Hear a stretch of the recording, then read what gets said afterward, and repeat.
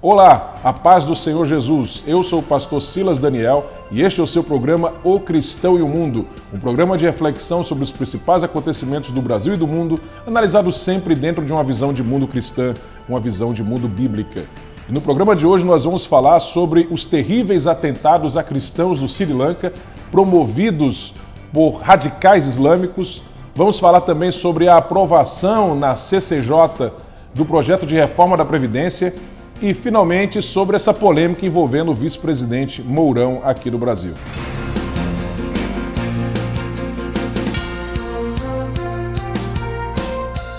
Durante a Páscoa no Sri Lanka, uma onda de atentados promovidos por radicais islâmicos levou à morte de quase 400 pessoas, levando outras centenas a ficarem feridas. Segundo os números mais recentes, 359 pessoas morreram e mais de 500 estão feridas por causa de 8 explosões que ocorreram em igrejas, em hotéis e que tinha por alvo cristãos que estavam no Sri Lanka celebrando a Páscoa. Inclusive há relatos e imagens de crianças que morreram em uma igreja após um desses atentados, justamente depois de se decidirem para Cristo durante a exposição da Palavra de Deus por ocasião da festa da Páscoa. Mais informações sobre isso você vai encontrar no CPAD News, inclusive matérias também sobre os atentados ocorridos em Burkina Faso nos últimos dias. Se tem falado pouco sobre o caso de Burkina Faso, mas já há mais de 60 mortos, somando as vítimas de março e de abril em Burkina Faso, que foram vítimas justamente de atentados promovidos por radicais islâmicos. Esses atentados chamam a nossa atenção para duas coisas. Em primeiro lugar, para o fato de que os cristãos são o grupo religioso mais perseguido do mundo. São aqueles que mais morrem por causa da sua fé em todo o planeta. E isso não só agora, isso já há muito tempo. No século XX, no século XXI, nenhum grupo religioso tem morrido mais por causa da sua fé do que os cristãos. E não só nos 2 últimos séculos, na história da humanidade, quando você soma o número de mortos conhecido de vítimas de perseguição religiosa de todas as religiões, islâmicos que foram mortos por causa da sua fé, budistas que foram mortos por causa da sua fé, cristãos, enfim, nada se compara ao número de cristãos vítimas de atentados, vítimas de perseguição promovida contra eles exatamente pelo fato de professarem a fé cristã. A segunda coisa para a qual esse evento terrível nos chama, nos dirige, é a hipocrisia que nós vemos hoje nesse mundo politicamente correto e que é resistente aos valores judaico-cristãos. Esse mundo que rechaça os valores judaico-cristãos. Se fala muito de islamofobia, quando existe uma cristofobia latente, explícita, até mesmo no Ocidente. Não estou falando só em países comunistas, não estou falando só em países onde há uma ditadura islâmica, ou onde é grande o número de islâmicos radicais, ou de budistas radicais, ou de hindus radicais, como no caso do interior da Índia, onde muitos hindus radicais matam cristãos também. Mas eu estou falando no próprio Ocidente, que foi fundado pelos valores judaico-cristãos. Nós vemos essa cristofobia crescente, ao ponto de, por exemplo, o ex-presidente Barack Obama, ao comentar no seu Twitter esses atentados no Sri Lanka, se recusar a chamar cristãos de cristãos. Ele chamou as vítimas daquele atentado, daqueles atentados terríveis do Sri Lanka, promovidos, repito, por radicais islâmicos, de adoradores da Páscoa. Ele não usou o termo cristãos porque ele acha que isso poderia remeter a uma islamofobia, a dizer que os islâmicos estão perseguindo cristãos, ao ressaltar que as vítimas são cristãs. Meu Deus do céu, as vítimas são cristãs e foram mortas justamente pelo fato de serem cristãs. Isso é óbvio. A gente não pode tergiversar, a gente não pode esconder os fatos, a gente tem que dizer a verdade como ela é. Oremos por esses nossos irmãos do Sri Lanka e também em Burkina Faso, em outros países onde o cristianismo é perseguido. Oremos para que Deus console as famílias enlutadas e para que a causa do Evangelho continue prosperando nesses países. O dono da igreja disse, vaticinou sobre ela, as portas do inferno não prevalecerão contra a igreja do Senhor. Aqui no Brasil, 2 assuntos marcaram esta semana. O primeiro é a aprovação da reforma da Previdência na Comissão de Constituição e Justiça. Para sermos mais precisos tecnicamente, a admissibilidade do projeto de reforma da Previdência que vai ser levado agora para ser votado na Câmara depois de passar por uma comissão especial que nesta quinta-feira já foi montada. Todos os membros da comissão especial já foram definidos e a comissão já está montada. Foi uma luta, como se esperava que fosse, por causa da oposição, que usou todos os recursos possíveis para tentar adiar essa votação, cujo resultado, lá na CCJ, era mais do que óbvio por uma questão de matemática. A maioria dos membros da comissão é de pessoas que são diretamente ligadas ao governo ou são pessoas que, de forma geral, aprovam a reforma da Previdência. Então, o resultado não poderia ter sido outro. 48-18. Foi um massacre. Foram 30 votos a mais do que os votos da oposição. E se essa porcentagem se reproduzir na Câmara, que tem 513 membros, então nós vamos ter aí mais de 350, mais de 360 votos a favor da reforma da Previdência, quando a reforma da Previdência precisa de 308 votos para a sua aprovação. Hoje, de votos declarados, nós temos 207 na Câmara. 207 dos 513 parlamentares afirmam apoiar a reforma da Previdência do governo Bolsonaro. Há 142 pessoas que são oposição declarada e que dizem que não vão apoiar de forma alguma essa reforma da Previdência. E você tem 160 e tantas pessoas aí que são do Centrão, que dizem que ainda não estão definidos sobre essa questão ou então nunca se declararam a respeito dessa questão. O governo precisa só de mais 101 votos, são 308 votos necessários para aprovação na Câmara. Essa votação deve ocorrer até o final de junho, se espera, até o final desse primeiro semestre. Estão falando de repente ir até agosto, mas eu acredito que não vá até agosto, talvez até o final de junho isso seja votado. Agora, é certo que desse ano não passa, esse ano ainda a reforma da Previdência vai ser votada na Câmara e também vai começar a ser votada no Senado. No Senado a coisa é mais fácil. Se passar pela Câmara, então passar pelo Senado vai ser muito, muito mais fácil. A Câmara realmente é algo muito mais complicado. Mas o projeto já passou pela CCJ, agora vai, através do trabalho da Comissão Especial, ser levado à Câmara para votação e, repito, as chances de aprovação são enormes, o que seria uma vitória colossal do governo Bolsonaro.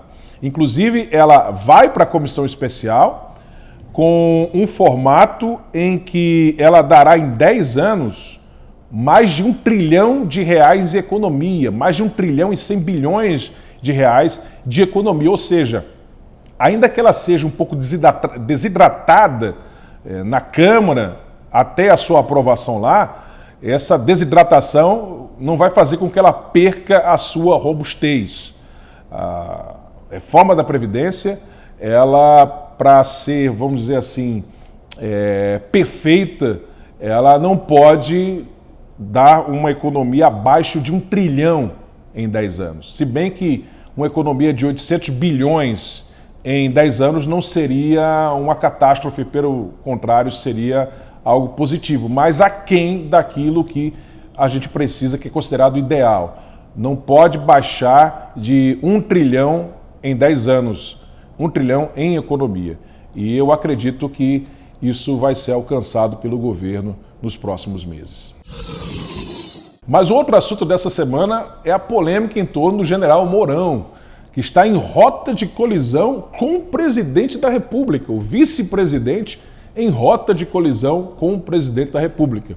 E para alguns isso pode parecer estranho, mas na verdade, se você vê a cronologia dos fatos, você vai perceber que não é nada estranho. Já havia sinais disso desde o ano passado. A escolha de Mourão para vice do Bolsonaro não foi boa, tem o dedo do Bebiano, que já foi defenestrado do governo Bolsonaro, e é algo que Bolsonaro vai ter que levar até o final do mandato, é a cruz que ele vai ter que levar, entre outras, até o final do seu mandato. Claro que se ele tentar a reeleição, se é que ele vai tentar a reeleição, ele provavelmente não vai escolher o Mourão como o seu vice-presidente, ele vai escolher um outro nome.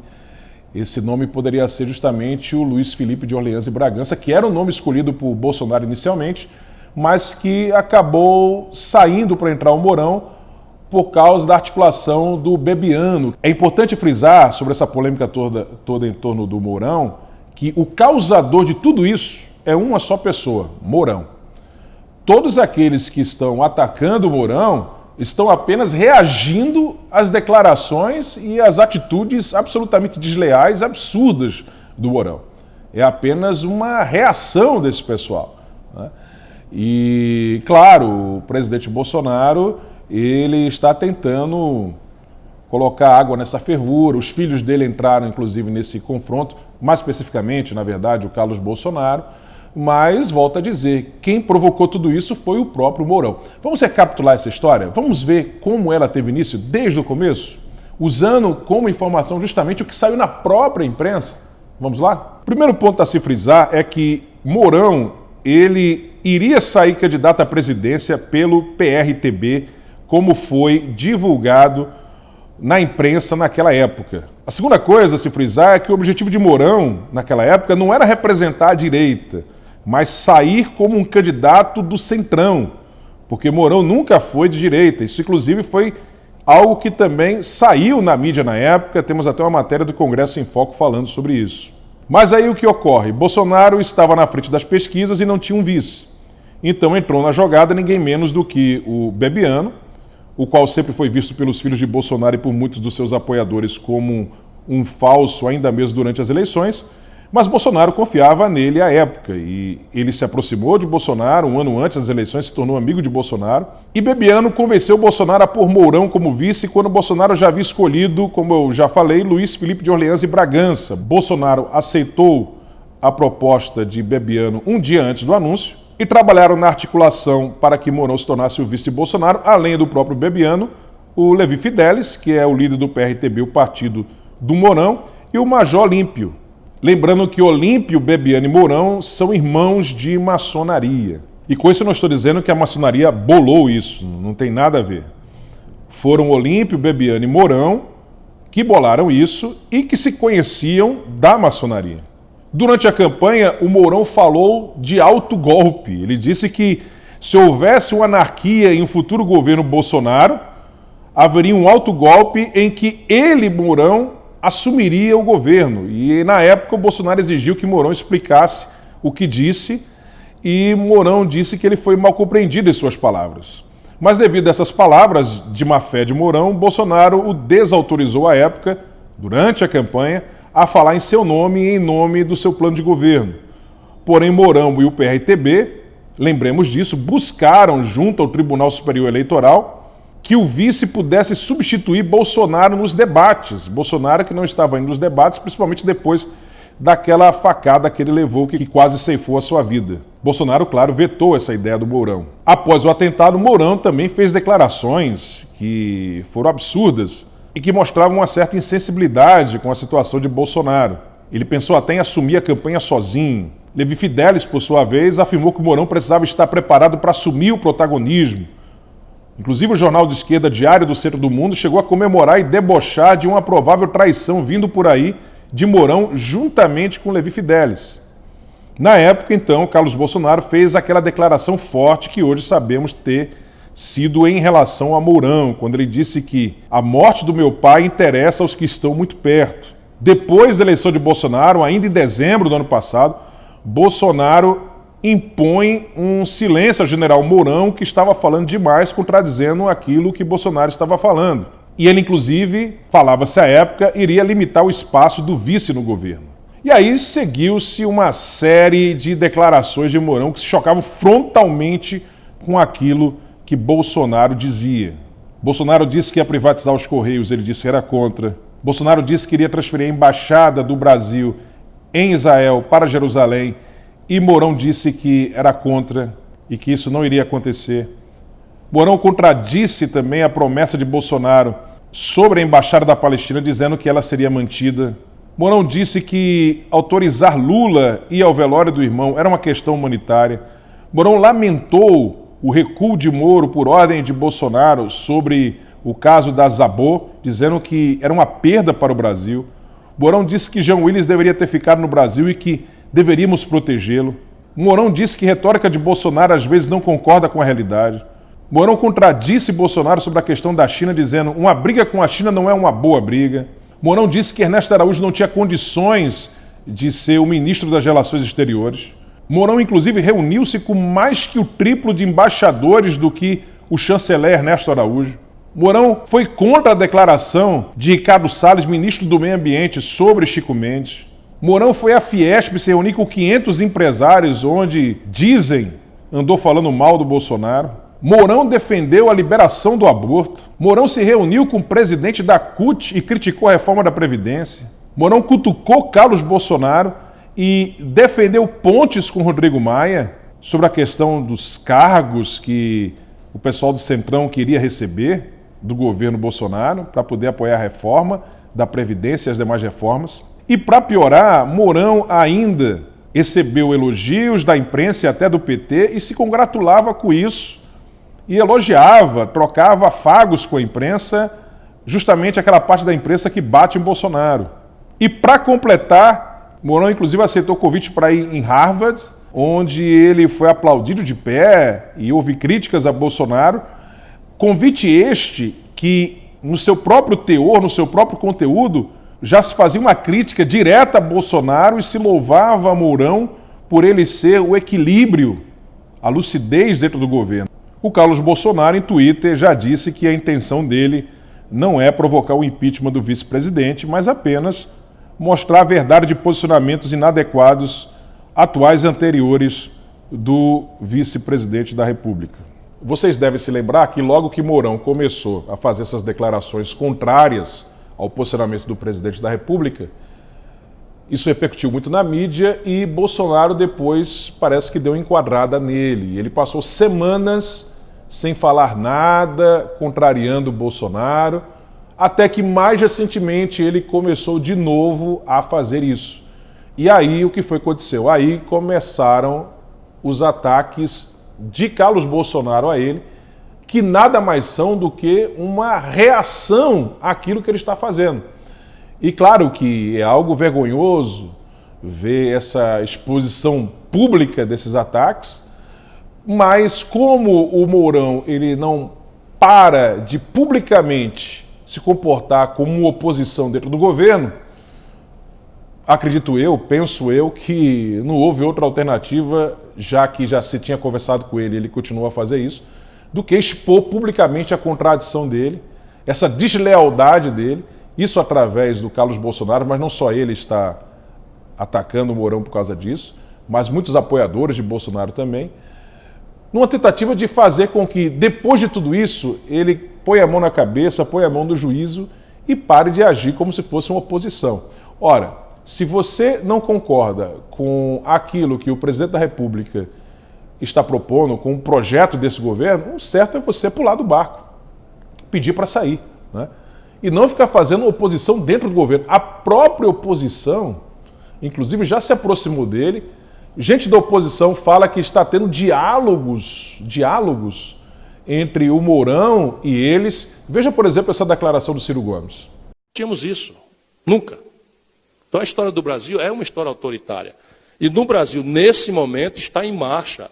É absolutamente inequívoco para quem conhece a vida como eu, que o general Mourão quer a cadeira do Bolsonaro com pressa. Hoje, se não me engano, hoje ou amanhã, a Fiesp promete reunir 500 empresários ao redor do general Mourão. Que eu digo a vocês, sem medo de errar, é um jumento de carga.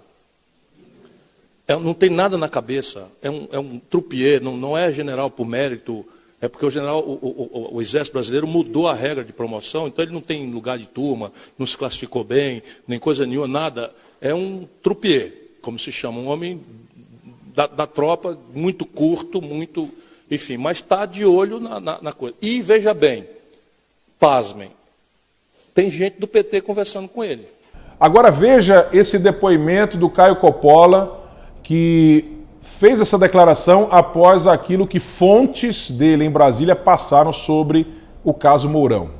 Algumas fontes lá no Palácio do Planalto disseram que poucas vezes detectaram tanta ambição presidencial em alguém como no vice-presidente Mourão. E isso é muito precoce para a gente falar de um governo de 100 dias. Ele realmente está se colocando para uma parcela da opinião pública, como você bem disse, como um estadista sensato, né, se alavancando na narrativa da oposição, né, e em detrimento da imagem pessoal do presidente da República e do seu governo. E é o seguinte, esse é um jogo muito perigoso, porque se tem uma coisa que brasileiro não gosta, é trairagem. Então espera-se que o Mourão, depois de tudo isso, ele passe a se comportar como um vice-presidente deve se comportar de fato. Como o Itamar se comportou, ele se comportou exemplarmente como vice-presidente durante o governo Collor. Collor não se ouve bem, mas o Itamar se comportou perfeitamente. Marco Maciel foi um excelente vice-presidente para Fernando Henrique Cardoso. O José de Alencar foi um excelente vice-presidente para o Lula. O Temer foi um excelente vice-presidente para Dilma até as vésperas do impeachment, porque ali ele foi desleal com ela. Quando às vésperas do impeachment, quando ele percebia que o impeachment iria acontecer, ele escreveu aquela carta contrariando a Dilma, atacando o governo. Ali ele realmente foi desleal. O único caso que me vem à mente aqui de um vice que foi oposição ao governo é um caso bastante distante. É o caso de João Goulart, quando foi vice de JK, de Juscelino Kubitschek. Nós devemos nos lembrar que naquela época ocorria algo que, graças a Deus, hoje não ocorre. Hoje você vota na chapa, né? Quando você elege o presidente, você elege juntamente com ele o vice na chapa dele. Mas antigamente, antes do regime militar, naquele período, a pessoa poderia votar num candidato para presidente de uma chapa e num vice-presidente de outra chapa, de uma chapa concorrente. E foi isso que aconteceu. Juscelino Kubitschek foi eleito presidente e João Goulart, que era vice de uma chapa de oposição ao Kubitschek, ele foi eleito vice-presidente. Ele teve mais votos para vice-presidente. Então você teve um presidente com um vice-presidente de oposição. Isso é algo absurdo porque você traz oposição para dentro do seu governo. Isso é algo absurdo. Graças a Deus, depois da redemocratização, tiraram isso, né? E o Goulart foi um demônio para o governo Kubitschek. E ele atazanou o quanto podia o governo do Kubitschek. JK sofreu muito com a oposição de Goulart a ele. Então, é o único caso que me vem à mente agora. Pode ter havido outros casos antes do regime militar, mas eu não me lembro agora de outro caso nesse sentido. O Goulart, logo depois, foi eleito vice-presidente de novo, né, com Jânio como presidente, e foi a mesma situação. O Jânio era de uma chapa, ele era de outra, sendo que o Goulart, no começo, ficou mais na dele. Parece que houve um certo entrosamento entre o Jânio e o Goulart, até que, depois que o Jânio sai, o Goulart assume e acontece todos aqueles fatos que levaram ao regime militar posteriormente. Mas, enfim, não é uma prática correta, sadia, nem historicamente comum aquilo que o vice-presidente Mourão está fazendo. E nós oramos e torcemos para que isso não se repita e que o governo, que já tem muitos problemas para enfrentar, não conviva com essa situação totalmente desagradável, desconfortável, de deslealdade internamente. Queridos, estamos chegando ao final desse programa e até o nosso próximo encontro na semana que vem.